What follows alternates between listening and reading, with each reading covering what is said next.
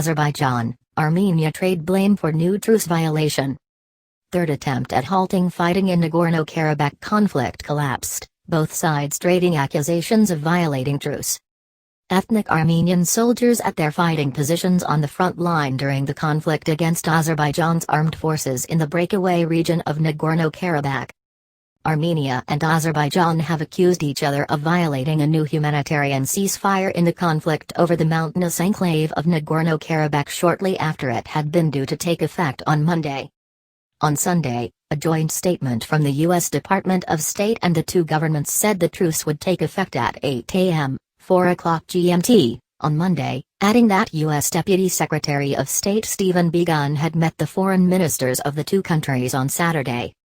On Monday, Azerbaijan's foreign ministry said Armenian forces shelled villages in the Terter and Lukan regions in gross violation of the truce.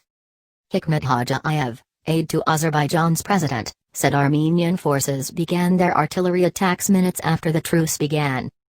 Nagorno-Karabakh's defense ministry said Hojayev's claim was misinformation and that Azeri forces had launched a missile attack on Armenian military positions on the northeastern side of the line of contact.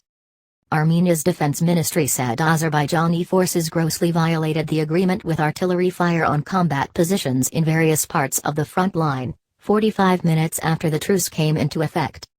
An earlier truce brought a brief lull on Saturday before each side accused the other of violating it. Azerbaijan and Armenia have been locked in a bitter conflict over Nagorno-Karabakh, a part of Azerbaijan populated and controlled by ethnic Armenians, for decades.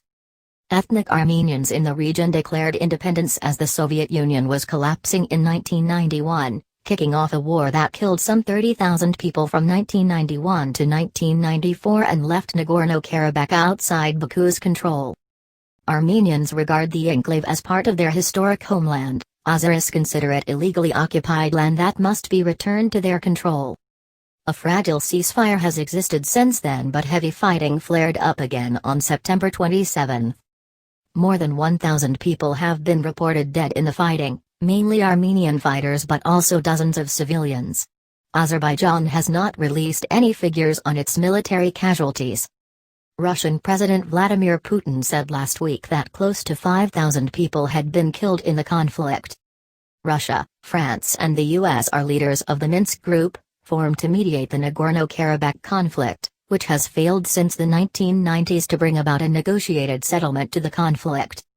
This year's fighting is the heaviest since the 1994 ceasefire, raising fears that Azerbaijan's ally Turkey and Russia, which has a military alliance with Armenia, could be further drawn into the conflict.